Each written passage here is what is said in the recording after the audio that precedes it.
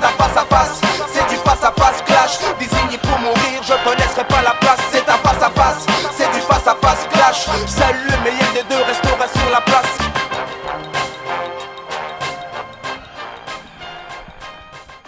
Le lagon de Mayotte, classé au patrimoine mondial de l'UNESCO, les enfants, c'est bien ou c'est pas bien ? Oui, c'est bien. Oui, c'est bien. Mais je veux dire, ça va arriver ou pas ? Après, on verra. À l'avenir, on verra. Moi, ce que je peux juste vous dire, c'est que, évidemment, c'est la priorité des priorités à Mayotte. Bah oui. Ah oui, forcément.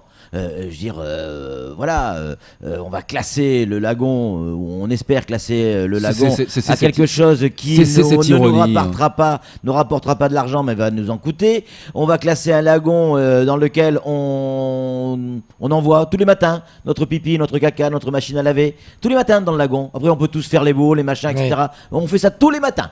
Tous les matins, vous allez me dire non, c'est recyclé, ouais, c'est ça, une partie. Le reste c'est dans le lagon. Et puis en même temps, le matin, on va aux toilettes, on met ça dans le lagon, et 2 heures après, on va signer une convention avec l'UNESCO. Ouais, moi je dis il y a d'autres priorités à Mayotte. Pour redevenir un peu plus sérieux, il y a d'autres priorités. On les connaît, l'immigration, l'insécurité, la scolarité, la santé, qu'on mette des moyens, qu'on nous classe. On parle du lagon là. Mais c'est ça les vraies priorités, qu'on mette toute l'énergie dont on peut avoir besoin dans l'ultra priorité. C'est ça la priorité. Après, pour rebondir sur ce que disait Samuel, et il avait peut-être raison là-dessus, même très certainement, l'UNESCO c'est quoi ? C'est l'ONU, ça dépend de l'ONU. L'ONU, je vous le rappelle, qui dit à longueur de réunions et de conférences de presse que Mayotte n'est pas française. Non, c'est faux. Non, mais bien sûr, c'est faux. Il suffit d'aller sur Internet et vous allez bien voir. Donc voilà, on peut pas, j'ai l'impression qu'on marche sur la tête, globalement. Voilà. Je dis pas que c'est une mauvaise chose. Bien sûr, c'est toujours bien d'avoir un lagon classé. Bref, vous savez pas ce que vous dites. Donc c'est pas comme ça qu'il faut voir les choses.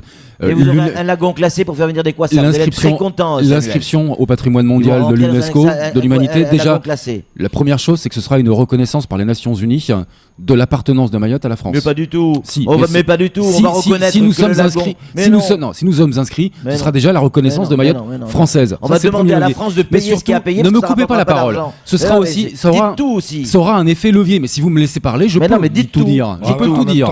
C'est peut-être pas utile de vous laisser parler. Et ça aura un effet levier à tous les niveaux, justement sur la préservation de l'environnement, mais aussi sur le développement économique. Parce que qui dit développement économique aujourd'hui, des développements durables, c'est-à-dire quand on produit quelque chose, il faut que ça se fasse de manière non polluante. Et tout devra se faire en fonction de règles qui seront préétablies. La base des règles, on n'a pas. L'inscription. On met la charrue avant les bœufs. Mais oui, mais justement, il faut peut-être ça pour faire réagir. Mais non, encore une fois, une inscription au patrimoine mondial de l'humanité, c'est un cahier des charges, c'est pas un chèque. C'est que la France. Ah non, c'est pas un chèque. Le chèque, c'est la France qui va le faire. C'est Mayotte, c'est nous, les contribuables, qui allons le faire. Exactement. Nous allons tous. Pas d'argent. Et c'est surtout la France qui va devoir payer parce qu'elle engage sa responsabilité. Je vous rappelle que c'est l'État membre qui engage sa responsabilité dans la préservation. Donc à partir de là, il faudra déployer les moyens. L'État, c'est nos impôts, Samuel. Et c'est donc nos impôts qui vont financer ça. Et moi, je pense, je suis pas contre. Mais je vous rassure, on trouvera bien des apprentis. Je suis pas contre, Samuel. Je suis pas contre ça. Je dis juste que y a d'autres priorités.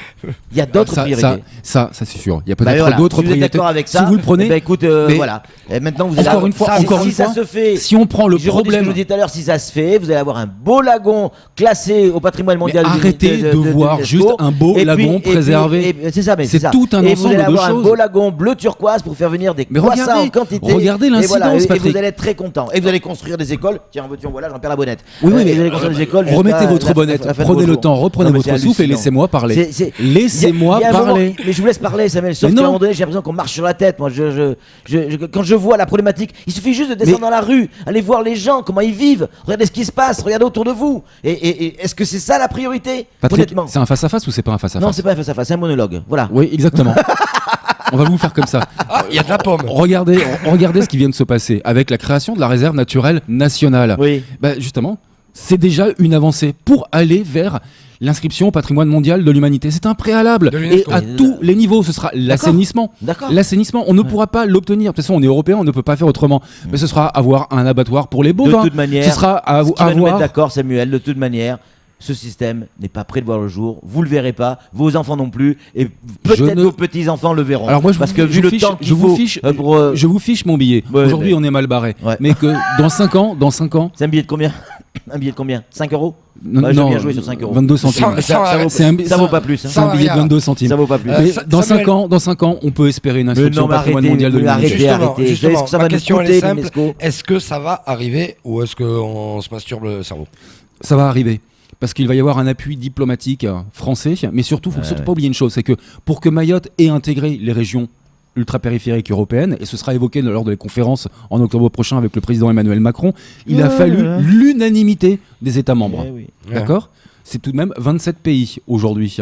Sur les 27 pays aujourd'hui, ils sont aussi à l'ONU.